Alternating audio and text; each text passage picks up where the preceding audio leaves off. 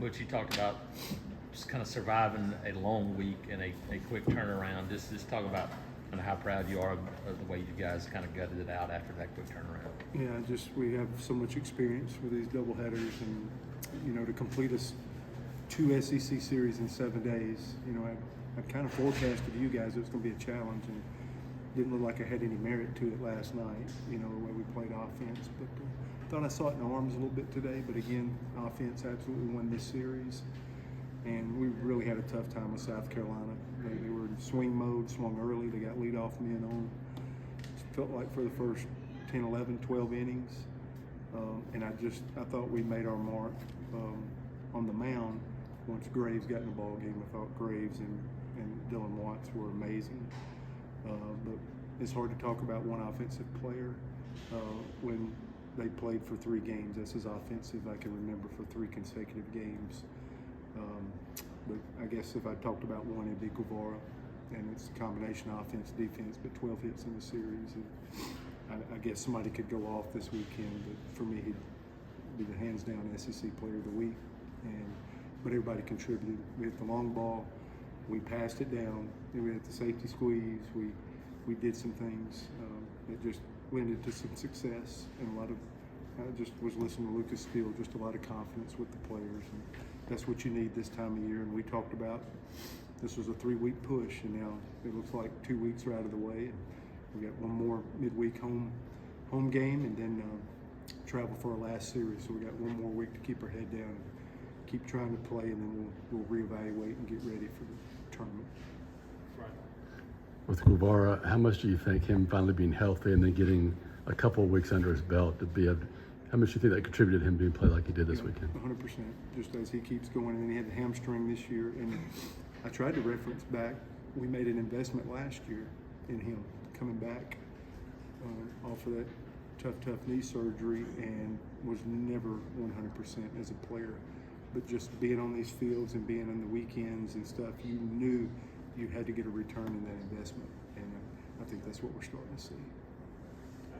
You mentioned Graves. Just how big was that for him? He matched a career high in innings pitch, and it's not only that, but a shutout performance. He was different. I thought that we only struck him out 6 times in the first game. Adam and Dutton, they beat those guys were throwing the best for us. There's no regrets for what we were throwing at the ball game. We're throwing our best starter. We tried to finish with our best reliever.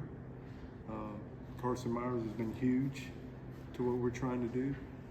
We did get a lead late, hung in there, but it just seemed like we couldn't finish them off. And I think sequences maybe that have been working for us.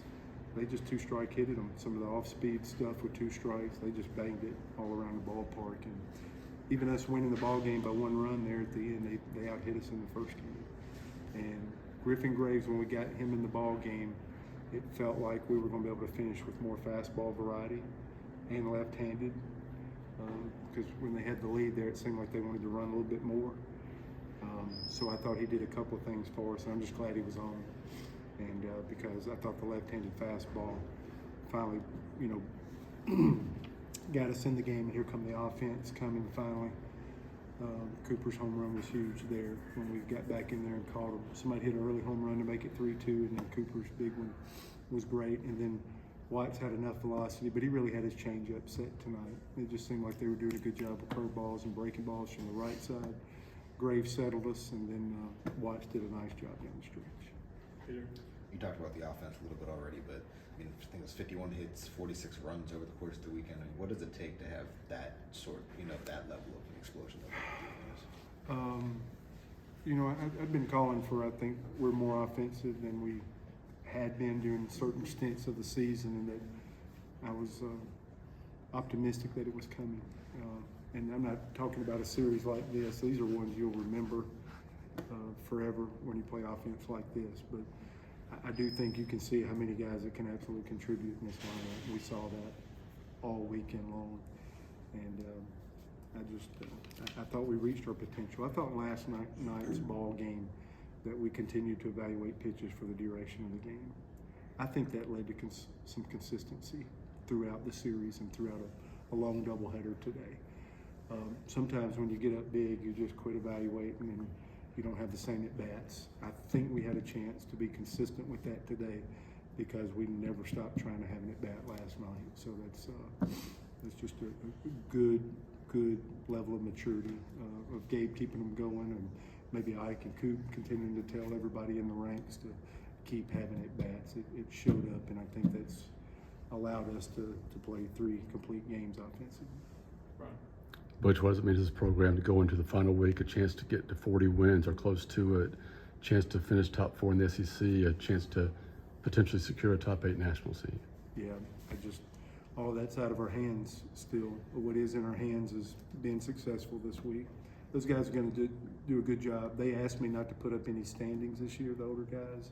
They asked us not to do some of those things to track, and just do everything I can to keep them in the moment. So we'll be in here in the morning in this weight room, start cycling their bodies. Happy Mother's Day to everybody out there. I'll give them Sunday, and we'll come back out here Monday, and we got to get ready for Jacksonville State, and then we'll take the trip. It's just all the coaches' cliches, but this team operates best in the moment.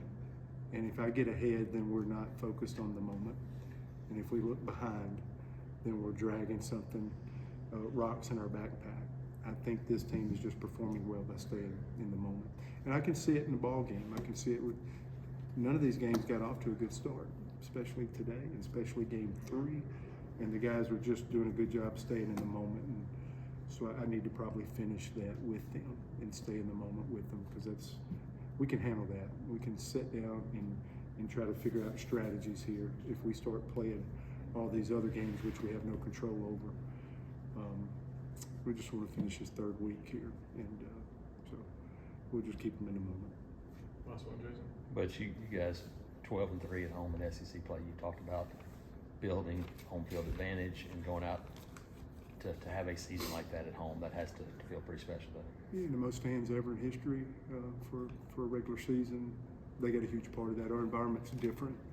The teams that come in here and play reference that to me from their experience.